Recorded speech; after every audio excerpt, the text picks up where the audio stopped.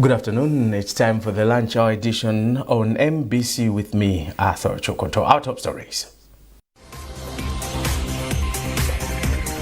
President Professor Arthur Peter Mutharika withholds consent to the recently passed Constitutional Amendment Bill of 2025. National Food Reserve Agency receives 3,400 metric tons of maize bought from Zambia. And in business news, Nkota floods affect sugar distribution.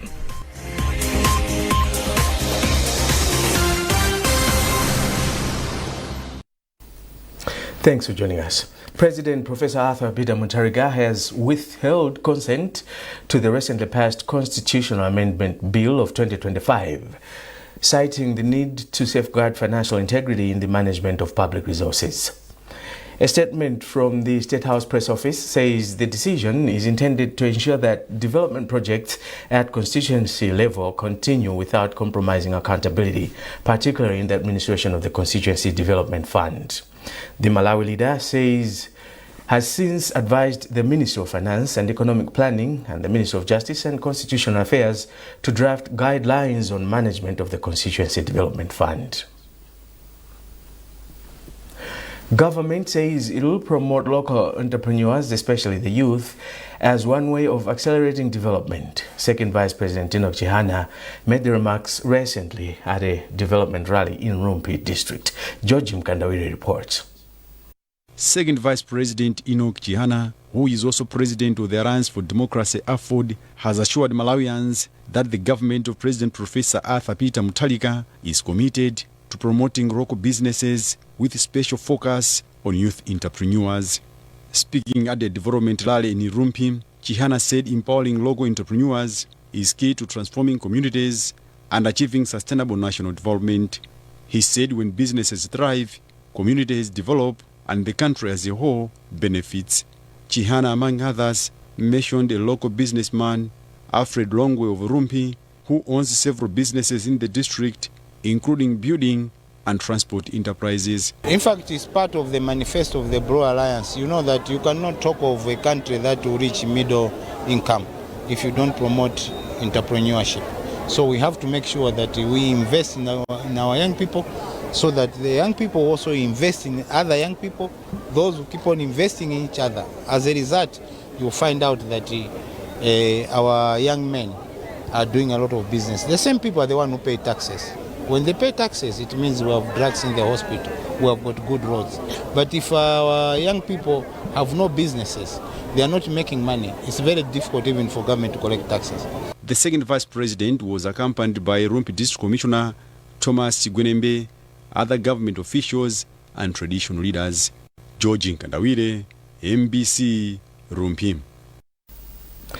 Political experts have described the recent cabinet reshuffle as the best approach to responding to emerging challenges on the ground, saying the introduction of the Ministry of Natural Resources is key to help the country enjoy deserving benefits from mining activities. James Kajeba reports. In the recent cabinet reshuffle, the state president, Professor Arthur Peter Mutharika, has introduced Ministry of Natural Resources. The president has also realigned some ministers, besides bringing some new more faces to deputize them. In a reaction, the University of Malawi-based lecturer Ernest Tindwa views the introduction of Ministry of Natural Resources as key to developing the country's economy. Tindwa hopes the new ministry will help to deal with the challenges such as such cases of illegal mining and exploitation by some investors. Is responding to the challenges on the ground. And my view is that Professor Peter Mutharika's administration has seen that maybe they can respond better by making minor cabinet reshuffle, because really it's not a major cabinet reshuffle. What has happened is that the Ministry of State has been deleted, and understandably so, because the Ministry of State, you look at the president, vice president, then second vice president, and the Ministry of State, all these in practical terms were in one office. Having maybe a ministry that looks at natural resources could be key. The Ministry of Natural Resources, in my view, is a critical ministry, and all we need to see is how best can we exploit our natural advantages, and the Ministry of Natural Resources is key in that area. Also weighing in her views is Nandini Patel, a former Catholic University of Malawi political science lecturer. She says moving some ministers to other new portfolios and introducing few new more faces in the cabinet is a sign that DPP-led government wants to serve Malawians well. The recent cabinet reshuffle is the first since President Arthur Peter Mutharika assumed power after the landslide victory in the last year's general election. James Kachepa, MBC News, Blantyre. Minister of Agriculture Rosa Mbilizi says the Strategic Grain Reserve National Food Reserve Agency NFRA has received over 3,000 tons of maize in the past 3 days. The tons received are from the 103,000 metric tons of maize which the Malawi government bought from Zambia. Mbilizi made the revelation in Zomwe at NFRA, where she witnessed the arrival of trucks carrying the grain. Charles O'Hara reports. Accompanied by officials from our ministry and National Food Reserve Agency NFRA top brass, Minister of Agriculture Rosa Mbilizi expressed satisfaction with the process involved from offloading to storage of maize at the strategic grain reserves, saying this is being translated into saving many lives from hunger. Mbilizi disclosed that by March this year, government should be in a position to have all 103,000 metric tons in storage. Mbilizi added that currently NFRA has received 3,800 metric tons of maize bought locally from the central region, while the southern region has provided 57 metric tons. I came to visit the NFRA today because I wanted to witness the arrival of trucks from Zambia, and we are also buying local maize, so I wanted to see how the maize is coming in and how it's being stored, and making sure that all the tests that are required to make sure that we are getting high quality maize are being done. Otherwise, I just came to witness, to see it for myself. Yes, NFRA has so far received about 3,400 metric tons for the past 3 days, which is quite a lot, and we are expecting, as you know, 103,000 metric tons by mid or end of March. And for the local maize, we've so far at this depot, we've got 3,800 metric tons. So as the president put it, you know, people were hoarding maize and it wasn't good. It's not good, I should say, for the country. But as you can see, there's a lot of maize coming in, 3,800 metric tons just from the central region. Taking his turn, National Food Reserve Agency Chief Executive Officer George Majega pledged commitment and dedication of staff at the National Grain Reserve to ensure that the commodity is properly preserved. It is very heartwarming to see that even the Honourable Minister was able to appreciate the role that various employees at National Food Reserve Agency are playing. And for us, I think it's a commitment that will continue to work diligently to ensure that the maize that is coming from Zambia is given the utmost care and that the people of Malawi are the ultimate beneficiaries. President Professor Arthur Peter Mutharika late last year directed the Minister of Agriculture to procure maize from Zambia after a report by Malawi Vulnerability Assessment Committee revealed that 4 million Malawians are food insecure. Currently, government, through the Department of Disaster Management Affairs, DODMA, is dispersing maize to food insecure households. Charles O'Hara, MBC News, Lilongwe. Government has reassured people living in school camps in Kotakota district that proper measures will be taken before relocating them from the schools. Minister of Defense Feston Kauba gave the assurance after visiting some camps that are hosting the displaced people in the district. Catherine Banda with the details. Among the camps within the Kotakota district, Minister of Defense Feston Kauba visited Mtupi, Majiga, and Kanyenda camps that are located within school premises. According to the minister, government is aware that some affected people are living in school-based camps and will give proper consideration to their relocation. He said they want to ensure that basic necessities, including safety, tents, plastic sheets, and other essentials are provided before the relocation.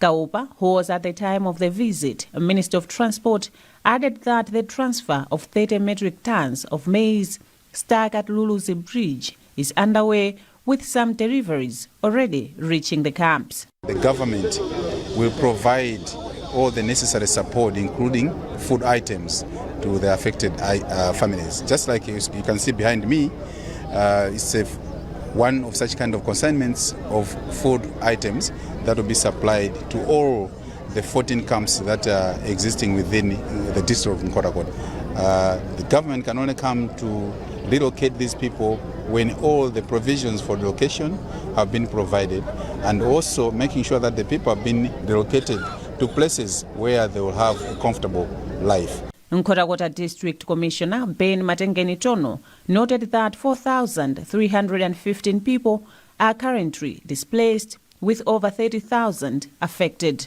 It was all our roads were cut. The road from Salima to Nkhotakota Boma, but also the road from Nkhotakota Boma to Kasungu, and the road from Nkhotakota to Mzuzu. So that made us to be cut off from the rest of the country. But again, we also have a huge number of people who were displaced. We are talking about 4,315, but the figures are still rising.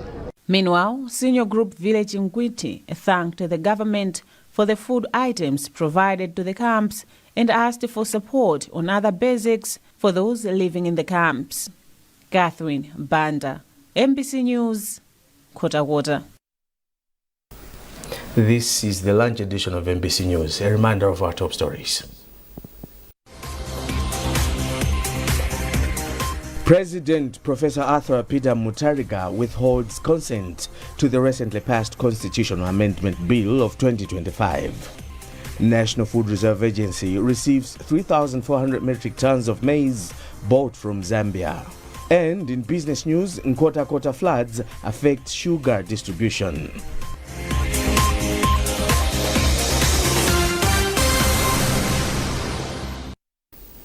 We move on with business news. Ilovo Sugar Company says the recent floods that have damaged the Nkhotakota M5 road affected their operations, including the distribution of sugar. Managing Director for Ilovo Sugar Malawi, Ronald Ngwira, said despite having enough sugar in stock, the company has been facing serious challenges to distribute it to other areas, as the roads to and out of the district have been impassable. Catherine Banda reports. The M5 road was severely damaged by rains that hit parts of the country weeks ago. In addition to rendering many people homeless, the situation has also affected economic activities in the district. Ilovo Sugar Company Managing Director Ronald Ngwila described the situation as devastating. He says the floods have affected about 3,000 hectares of sugarcane fields, while also damaging the machinery used in their fields, including their canals. He said currently the company has in stock about 74,000 metric tons of sugar, enough to supply between now and April. He says they are, however, worried that if the rains persist at this current rate, sugar production for the other months might be affected. Ngwila adds that the company failed to send sugar production machines out of Malawi for maintenance, a norm that happens during off-production season, and awaits the M5 maintenance. It's been a significant event. We've lost a lot of property, canals, dikes, machines, equipment. We have a lot of sugarcane that's still in water. And fields that have been washed away. So we're still assessing the damage, but it's been a major event. Again, with the roads going down, it has also impacted the business, our ability to get sugarcane out, and our ability to get sugar out, our ability to get fertilizer in, equipment out, has impacted the business. So, but we do have a lot of sugar on site, which is supposed to be moved to the markets, which is sitting in the warehouse, but we can't move currently until the M5 opens up. Minister of Defense Feston Kauppa, then Minister of Transport and Public Works, said the situation has had a negative economic impact and government is working with contractors to ensure all sections of the road are restored. The next bridge that remains to be repaired is the Kasitu Bridge.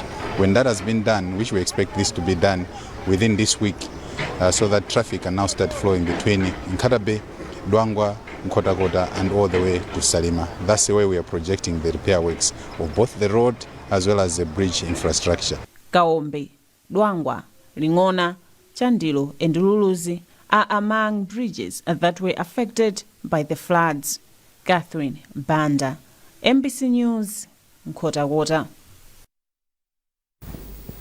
Still in business, Umodzi Park and Resorts is projecting a double profit from its tourism facility by March this year. Umodzi Park and Resorts Chief Executive Officer Steve Luanda disclosed that they're expecting over 7 billion kwacha revenues for their 2025 operations. He speaks to our reporter Trust Office.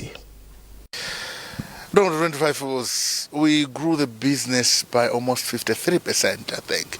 By the time we haven't finalized the figures as yet, but up to November, our business had grown up by almost 53, between the ranges of 53 to 60% year on year. So yeah, I mean, considering that what has happened economically, I think that was a very good growth. So that translates to profits as well? Yes, in terms of profitability, yes. 2024-25, we ended the year, I think, on 3.5 billion profitability. But already, I'll give you November figures. As of November last year, 2025, our profitability was above 7 billion. That's almost double what we had achieved the whole of the previous year. So we definitely looking forward that by the time, because our financial year ends in March, by the time we close our financial year in March, we would have almost doubled, more than doubled. So the business was good. Going by that, the business was good. And spokesperson for the Ministry of Tourism, Joseph Nkosi, says there's growth. Actually, they've registered remarkable growth in 2025. It has been a good year for us as the tourism sector. We have seen a number of growth in terms of domestic travel. This is what we have been advocating as a ministry, to say, no, Malawi is beautiful, but we need to explore it ourselves as Malawians. So there have been a lot of travel within the country, domestic travel, and we noted that there were a number of groups that were created, maybe hiking groups, groups to the lake, and family trips. So we have seen an increase in terms of this travel. And just to remind you of the National Tourism Month, which is September, we also noted a number of activities that happened. And even during the December festive seasons, we noted also there was a lot of travel. And if you had a chance to visit the recreation center that has just been built along the Lumbazi Road, or the way to the airport, you noted that there were a number of people that were queuing for the activities to this facility. So all in all, it was a good year for us in terms of tourism. In other news, Christ Fellowship Church for All Nations General Overseer Apostle Skayara has stressed the need for mutual working relationship between the faith community and health institutions to ensure people seek medical attention instead of delaying them in the name of prayers. Speaking to MBC, Apostle Kayara challenged religious believers that while seeking divine intervention, they should also explore means of creating opportunities to eradicate poverty and enhance development. He speaks to Grant Mahango. One thing that God loves and people love is working diligently. Everybody must be very diligent. They must learn to divide times. Times for work are times for work. And those who are working under authorities, they must learn to obey the authorities to which they are accountable. 2, they must be dedicated. They must really love, and they have to have great passion for whatever they do. Because whatever they do, they are serving God, knowingly or unknowingly. For example, you must be honest, you must be reliable, you must be trusted wherever you are working. Issues of mismanaging resources, mismanaging lives, and mismanaging times, they must be eradicated. That will happen when we pray to the Almighty God, who will empower us with His Spirit that will transform us in terms of physical strength and characters. In sports, Malawi Boxing Control Board President Lonzo Zimba says early knockout defeats for 2 veteran local boxers Osgood Kayuni and Alec Gogodo is a sign that they did not match the energy of their younger opponents. Gogodo bowed down to young Anthony Banda in the first round of his bout, while Kayunu was forced to surrender in the second round after receiving back-to-back hard punches from Gwayani. Paul Mloga has filed this report. In a thrilling display of skill and determination, young boxers dominated the ring at the Crash of Big Bodies night held at Kamuzu Institute for Sports in Lilongwe. The night saw Musa Kananji from Zuzu emerge victorious against Yusuf Ali via technical knockout in round 4, while the rising star Anthony Banda knocked out veteran boxer Ali Gogodo in round 1 of the planned 6 rounds. The main action of the night saw Bison Gwayani claiming a win over his role model Osgood Kayunu, knocking him down in round 2 of a bout scheduled for 8 rounds.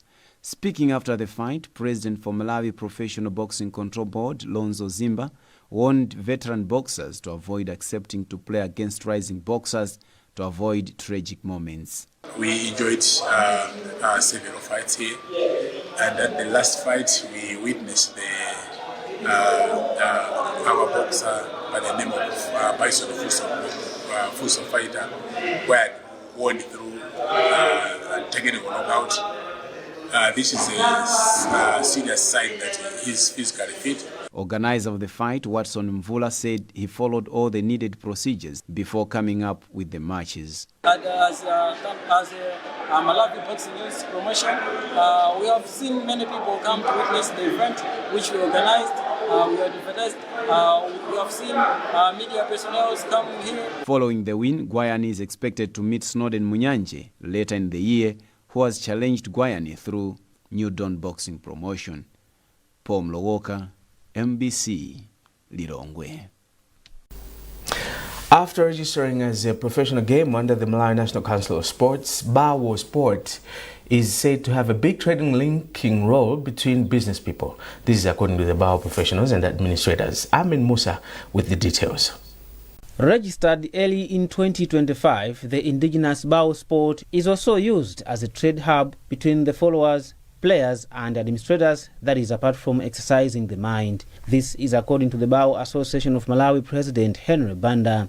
He says people exchange trade and employment opportunities during the games, as it is now bringing together huge people to patronize the game. Because always when we are playing Bawo in the villages, we are helping each other like a man. So always when you have a problem, before he tell his friend there outside, but first of all, when he comes to the Bawo place, you know the Bawo place is the place where somebody can be smile and can be happy. So nobody can harm himself, because when you reach at the Bawo, you'll be happy. Especially when he's winning and he jokes in the Bawo, everything goes well. Business tycoons are also being hooked to the game, and now they have started building trust to cough their money, as it has demonstrated to be one of the most crowd-pulling activities. Mishek Msisha is one of the Blantyre-based business operators who is sponsoring the game. First and foremost, because I love Bawo myself. So I am a player at a casual level, not at a professional level like this level. But I am a player of Bawo myself, and I love it. And in my mind, Bawo is for people that are able to think. It's not a dull game, and it's very exciting. So I decided to sponsor so that I should render my hand a little help for the game that our friends have already developed in Malawi. They have formed the Bawo Association of Malawi. Currently, the association has managed to establish regional and district committees who are mandated to register clubs from their respective territories. The association has also formulated a constitution as well as new rules of the game. Amin Musa, MBC Sport, Blantyre. And that's it from our newsroom for now. But before we leave, a recap of our top stories. President Professor Arthur Peter Mutharika withholds consent to the recently passed Constitutional Amendment Bill of 2025. National Food Reserve Agency receives 3,400 metric tons of maize bought from Zambia. And in business news, Nkota floods affect sugar distribution.